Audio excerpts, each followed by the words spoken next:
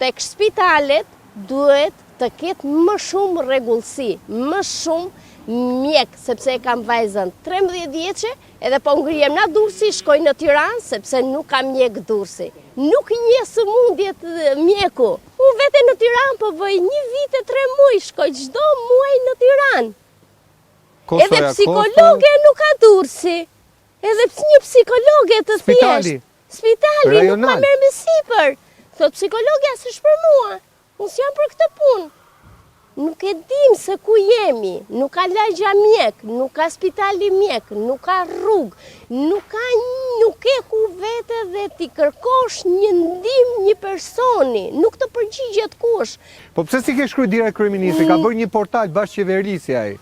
Se kam idem fare, sepse unë s'kam kohë të merrem me portalet e Edi Ramës, unë s'kam kohë me hongër bukë, unë s'po vete do të në punë prej vajzës se e kam se mur po bëj 1 vit e 3 muaj jam më shumë në Tiranë se sa në Durrës. Je lidhur me vajzën tani, ha?